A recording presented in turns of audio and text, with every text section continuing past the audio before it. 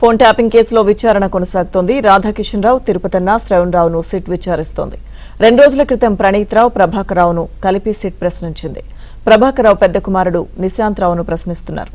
నిశాంత్ రావు ఆర్థిక లావాదేవీలపై వాంగ్మూలం రికార్డు చేశారు.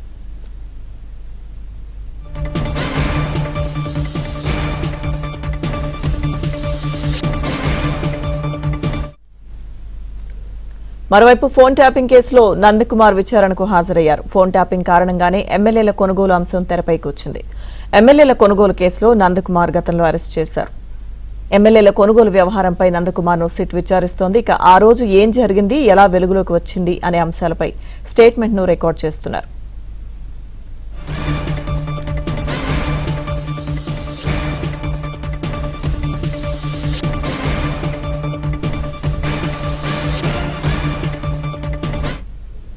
ఫోన్ ట్యాపింగ్ వ్యవహారంలో సిట్ దర్యాప్తుపై పూర్తి సమాచారం మా ప్రతినిధి ప్రవీణ్ అందిస్తారు. ప్రవీణ్, ఫోన్ ట్యాపింగ్ కేసులో ఇప్పటికే సిట్ బృందం విచారణ కొనసాగిస్తుంది. ఒకవైపు ప్రభాకర్ రావు, ఫోన్ ట్యాపింగ్ కేసులో ఉన్నటువంటి నిందితులు అంటే ప్రణీత్ రావు మినహా మిగిలినటువంటి నిందితులందరినీ కలిపి ఒకవైపు విచారణ కొనసాగిస్తుంటే కొద్ది నిమిషాల క్రితమే ఎమ్మెల్యేల కొనుగోలు కేసులో కీలక నిందితుడిగా ఉన్నటువంటి నందకుమార్కు నోటీసులు ఇవ్వడం జరిగింది. నందకుమార్ కూడా కొద్ది నిమిషాల క్రితమే ఫోన్ ట్యాపింగ్ కేసులో వ్యక్తిగతంగా జూబ్లీహిల్స్ పోలీస్ స్టేషన్లో సిట్ ముందు విచారణకు హాజరయ్యాడు. ఎందుకంటే ఎమ్మెల్యేల కొనుగోలు కేసులో అరెస్ట్ అయ్యి జ్యుడిషియల్ రిమాండ్కి వెళ్లి బెయిల్పై వచ్చినటువంటి నందకుమార్ను ఈరోజు సిట్ అధికారులు అయితే ప్రశ్నిస్తున్నారు. ప్రస్తుతం మనం చూస్తున్నాం ఈ కేసుకు సంబంధించి అంటే ఎమ్మెల్యేల కొనుగోలు అంశం కూడా ఫోన్ ట్యాపింగ్ చేయడం ద్వారానే ఎమ్మెల్యేల కొనుగోలు కేసు వెలుగులోకి వచ్చింది. మరోవైపు ఫామ్ హౌస్లో వీళ్ళు ఎమ్మెల్యేలను కొనుగోలు చేసేటువంటి ప్రయత్నం చేశారంటూ కూడా అప్పట్లో పెద్ద ఎత్తున చర్చ జరిగింది. 2 స్వామీజీలతో కలిపి నందకుమార్ అక్కడికి వెళ్ళిన తర్వాత బీఆర్ఎస్కి సంబంధించినటువంటి ఎమ్మెల్యేలను ఫామ్ హౌస్కు పిలిపించినటువంటి సమయంలో కూడా జరిగినటువంటి పరిణామాలు, మరోవైపు ఆ రోజు ఫామ్ హౌస్లో జరిగింది ఏంటి, మరోవైపు నందకుమారు స్వామీజీ మాట్లాడినటువంటి కాల్ రికార్డింగ్స్ కావచ్చు, తర్వాత బీఆర్ఎస్కి సంబంధించినటువంటి ఎమ్మెల్యేలతో మాట్లాడినటువంటి కాల్ రికార్డింగ్స్, వీటన్నిటిపైన కూడా నందకుమార్ నుండి స్టేట్మెంట్ రికార్డ్ చేస్తున్నారు. ఎమ్మెల్యేల కొనుగోలు అంశం వెలుగులోకి వచ్చిందే కేవలం ఫోన్ ట్యాపింగ్ ద్వారా అనేది సిట్టు భావిస్తుంది.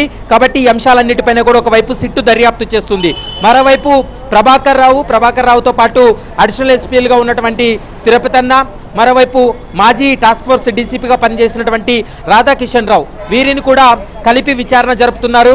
ఎందుకంటే ఎన్నికల సమయంలో రాధాకిషన్ రావు అండ్ టీం అంటే ముఖ్యంగా రాధాకిషన్ రావుతో పాటు టాస్క్ ఫోర్స్ పోలీసులు చాలామంది కాంగ్రెస్ బీజేపీకి సంబంధించిన నేతల యొక్క నగదును కూడా పట్టివేశారు. ఆ నగదు పట్టుకోవడం అనేది కూడా ఫోన్ ట్యాపింగ్ ద్వారా జరిగిందని, మరికొంతమంది వ్యాపారవేత్తలను బెదిరింపులకు దిగారని, ఈ అంశాలన్నింటిపైన కూడా ఒకవైపు టాస్క్ ఫోర్స్ డీసీపీ రాధాకిషన్ రావును కూడా విచారణ జరుపుతున్నారు.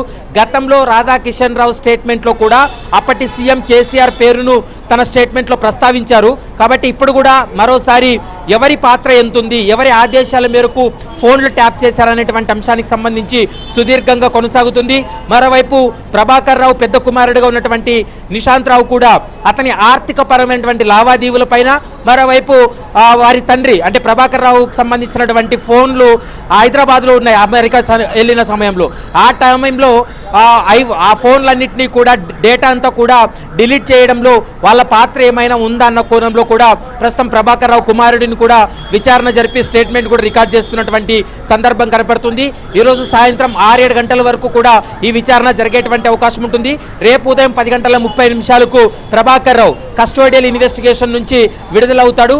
తర్వాత సుప్రీంకోర్టు ఇచ్చేటువంటి ఆదేశాలతోటే ఈ కేసులో ప్రభాకర్ రావుపై చర్యలు తీసుకోవాలా వద్దా అనేది సుప్రీంకోర్టు డిసైడ్ చేసే అవకాశం అయితే కనపడుతుంది. Lakshmi Durga. Okay Praveen, thank you.